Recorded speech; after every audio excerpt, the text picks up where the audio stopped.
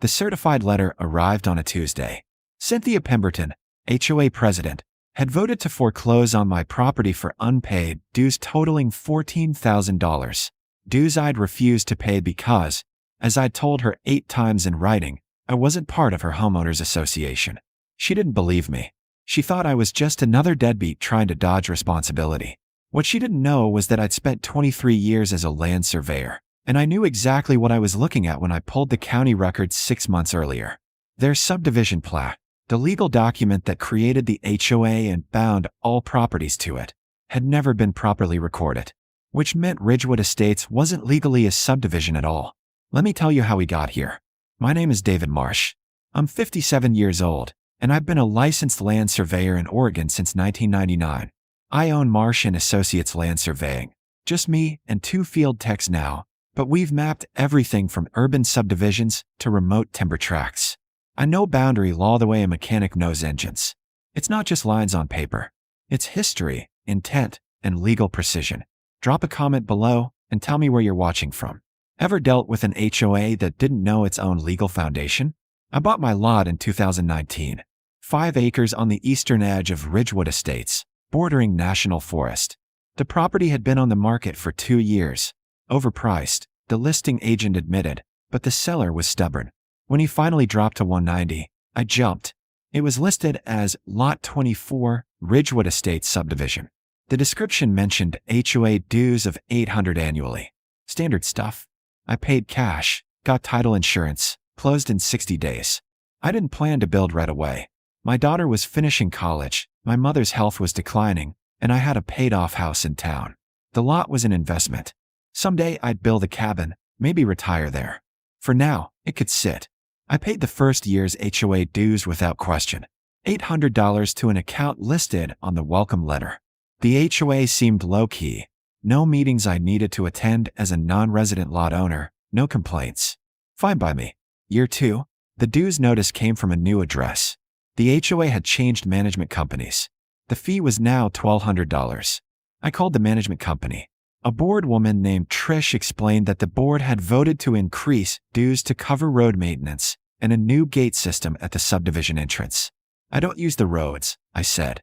My lot's undeveloped. Doesn't matter. All owners pay equally. I paid. Annoying, but not worth fighting. Year 3, the notice said $1,800. And it came with a letter from Cynthia Pemberton, the new HOA president. Cynthia was 62, a retired real estate broker from California who'd moved to Oregon with her developer husband. They built a 6,800 square foot modern farmhouse on Lot 3, the premium lot with creek frontage. She wore linen tunics and turquoise jewelry and spoke in the practiced tone of someone used to being obeyed. Her letter explained that Ridgewood Estates was elevating its standards. New landscaping requirements. Architectural review for any structures. Mandatory membership in the Community Water Association, another $600 annually. I called her directly. She answered on the second ring, her voice smooth as river stone. Mr. Marsh, I've been hoping you'd reach out. $1,800 seems excessive for an empty lot. It's based on acreage now. Your 5 acres benefits significantly from our maintained infrastructure. What infrastructure? There's no water line to my property, no power. The roads, Mr. Marsh. The entrance gate. The community standards that protect all our property values. Something in her tone set my teeth on edge. That certainty. That dismissiveness. I'll need to see the HOA covenants, I said. They're recorded with the county. Standard review. I pulled them that afternoon. 47 pages of regulations, restrictions, and fee schedules. Signed by the original developer in 2008, amended 3 times since. Everything looked legitimate. But I'm a surveyor. I don't just read documents, I verify them. I went to the county recorder's office and pulled the subdivision plat. The original map that carved Ridgewood Estates out of the old Morrison Ranch and created 26 individual lots.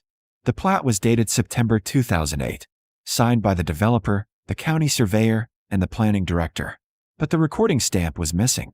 Not faded, not smudged, completely absent. I asked the clerk, a woman named Denise who'd worked there for 19 years. That's strange, she said, squinting at the document. It's in the system, but there's no official recording number, just a file reference. What does that mean? It means it was submitted but never finalized. Probably a fee issue or a paperwork problem. The developer might have gone bankrupt before completing the process. My stomach dropped. So it's not legally recorded? Technically? No. It's a draft plat. Officially, this land is still one parcel under the original ranch deed. I stood there in the fluorescent light of the records office, holding a piece of paper that didn't legally exist, and started to smile. Because if the plat was never recorded, the subdivision was never legally created. And if the subdivision didn't legally exist, neither did the HOA. Which meant every dues notice, every lien, every rule Cynthia Pemberton had enforced for the past 4 years was built on vapor. I didn't pay the $1,800. Cynthia's next letter threatened a lien. I responded with a certified letter explaining the recording issue and requesting she provide proof of the HOA's legal authority. She didn't respond. 30 days later, the lien was filed anyway. The lien appeared on my title report in April. $14,000, 3 years of unpaid dues plus penalties, interest, and legal fees. Cynthia's attorney, a man named Gerald Voss who specialized in HOA collections, had signed off on it. I called Voss directly. "Mr. Marsh," he said, his voice smooth and practiced. "Your client obligations are clear. If you'd like to discuss a payment plan." The subdivision plat was never recorded. Your HOA has no legal standing. Silence. Then, "I'm sorry, what?" "Pull the plat. Check the recording stamp. It's not there." I'll need to verify that." "You do that." He called back 6 hours later. His voice had changed, thinner, cautious. "Mr. Marsh, the plat is on file with the county. Filed, not recorded. There's a difference, counselor. Without proper recording, the subdivision doesn't exist under Oregon land use law, which means the CC and RS that created your client's HOA were never legally binding." Another silence. "I'll need to consult with my client." "You do that too." Cynthia called me herself that evening. I was in my truck, heading home from a boundary survey job, and her number flashed on the dashboard screen. "Mr. Marsh, Gerald tells me you're making some very creative legal arguments." "I'm making factual observations. The HOA has operated for 16 years. We have 26 member properties. We maintain roads, common areas. With what authority? If the plat's not recorded, you're just neighbors with our informal agreement. You can't enforce liens. You can't foreclose." Her voice hardened. "We'll see what a judge says. I hope you do take it to a judge. Discovery should be fascinating." She hung up. 2 weeks later, I received a notice of foreclosure. Cynthia had escalated. The HOA was proceeding with a trustee sale of my property to recover the alleged debt. That's when I hired an attorney. Margaret Shun, 63, sharp as a surveyor's transit and meaner than a disturbed hornet's nest when someone wasted her time with sloppy legal work. We met in her office on a Thursday morning. She read through everything. The plat, the lien, the foreclosure notice, with the kind of focus that made the room feel smaller. "They're idiots," she said finally. "I know. No, I mean genuinely, dangerously stupid. They're trying to foreclose using an authority they don't possess, which means they're potentially liable for slander of title, abuse of process, and if we're lucky, fraud. What do? We file a quiet title action. Force them to prove their legal standing. When they can't, we get the lien removed, the foreclosure stopped, and then we discuss damages." The lawsuit was filed in June. Cynthia's response, drafted by Voss, argued that the HOA's continuous operation and the county's acceptance of the plat as a filed document created de facto legal status. Margaret laughed when she read it. "That's not how property law works. You can't adverse possess your way into being a legal subdivision." The hearing was set for August 14th. Circuit Court, Judge Raymond Holder presiding. Holder was 70, a former land use attorney himself, known for no-nonsense rulings and contempt for legal sloppiness. The courtroom smelled like old wood and air conditioning. Cynthia sat in the front row, wearing a navy suit and pearl earrings. Voss sat beside her, shuffling papers. Margaret stood and methodically presented the facts. The missing recording stamp. The county clerk's testimony that the plat was never finalized. Oregon revised statutes requiring proper recording for subdivision creation. The HOA's lack of legal authority to levy dues, file liens, or initiate foreclosure. Voss stood to respond. He argued custom, practice, and the unfairness of allowing me to benefit from a technicality while my neighbors maintained the roads. Judge Holder removed his glasses. Counselor, property law is built entirely on technicalities. They're called legal requirements. Does your client have a recorded plat or not? The plat is on file. Filed is not recorded. You know this. I know you know this, because you passed the bar exam. So explain to me how your client has the authority to foreclose on property within a subdivision that doesn't legally exist. Boss sat down. Holder ruled from the bench. The lien was void. The foreclosure was halted. The HOA was ordered to remove all claims against my title within 30 days. Then he kept talking. Furthermore, I'm referring this matter to the Oregon State Bar for review of Mr. Voss's conduct. Pursuing foreclosure without verifying foundational legal authority borders on malpractice. Cynthia's face went white. But I wasn't done. Because the plat issue didn't just affect me. It affected every property owner in Ridgewood Estates. Margaret filed a separate action 3 weeks later. A class complaint on behalf of all Ridgewood Estates property owners against the HOA and its board members for collecting dues under false legal pretenses. The response was immediate. 17 property owners joined as plaintiffs within 10 days. They'd all paid tens of thousands in dues over the years, believing they were legally obligated. Cynthia tried to fight. She hired a new attorney, a Portland firm that specialized in land use defense.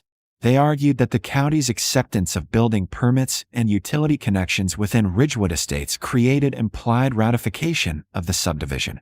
Judge Holder wasn't buying it. The county can issue permits for individual parcels without validating an unrecorded subdivision plat. Next argument. The attorney tried estoppel, claiming property owners had accepted the benefits of the HOA and couldn't now deny its authority. Your clients collected money under a false claim of legal authority, Holder said. Estoppel doesn't apply when the underlying premise is void. The case settled in November. The HOA dissolved. All collected dues from the past 3 years, the maximum under Oregon's statute of limitations, were refunded with interest. Total payout, $468,000. Cynthia and her husband were personally liable for $112,000 of that because the HOA's insurance didn't cover fraud claims. They sold their creekfront house in January and moved back to California. I heard through a former neighbor that her husband's development company folded 6 months later. Banks don't lend to people with fraud judgments. Gerald Voss was suspended from practice for 8 months and required to complete continuing legal education on property law fundamentals. But the bigger story was what happened to Ridgewood Estates itself. Without the HOA, the property owners had to decide, record a proper plat, and create a legal subdivision with a new HOA, or stay as individual parcels under the original ranch deed. They voted to stay individual. Turns out, most people had only tolerated the HOA because they thought they had to. Nobody wanted mandatory dues, architectural review, or Cynthia's elevated standards. The county required them to form a road maintenance association for the private streets, voluntary, funded by actual use, managed by the people who live there. Dues dropped to $300 annually. No liens. No foreclosures. Just neighbors maintaining their own access. I finally built my cabin last summer. 1,600 square feet, timber frame, designed by my daughter, who'd become an architect. Sits on the eastern edge of my lot with a view of the national forest that looks like a postcard in the morning light. I'm out there most weekends now. My mother passed in 2022, and my house in town felt too big and too full of memories. The cabin is quieter, simpler. Last month, I was staining the deck when a truck pulled up. A man in his 40s stepped out, extending his hand. David Marsh. I'm Tom Henley. I own Lot 18. We shook. Just wanted to say thank you, he said. I paid Cynthia's HOA $42,000 over 9 years. Got 18 back in the settlement. I was furious at first, felt like I'd been robbed. But then I realized he saved us from 30 more years of that nonsense. My kids won't inherit an HOA nightmare. So thank you. I nodded, not sure what to say. You ever need survey work done cheap? I finally said. You call me. He laughed. Deal. I keep a framed copy of the unrecorded plat in my cabin office. Not as a trophy, I'm not a vindictive man, but as a reminder. Details matter. A missing stamp. A skipped procedure. A developer who cut corners 16 years ago and created a legal fiction that nobody questioned until someone finally looked. Cynthia thought authority came from confidence and expensive attorneys. But real authority comes from legitimacy, from doing things right, on paper, in public record, where anyone can verify it. I'm David Marsh. I'm 57 years old. I've been surveying land for 25 years, and I've learned this: the ground doesn't lie, and neither do the records. You just have to know how to read them. And when someone tries to take your property based on paperwork that doesn't exist, you stand your ground, you prove your case, and you let the law do what it's designed to do. I'm sitting on my cabin deck right now, coffee in hand, watching the sunrise turn the pines from black to gold. No dues, no liens, no Cynthia, just 5 acres of land that's legally, properly, and completely mine.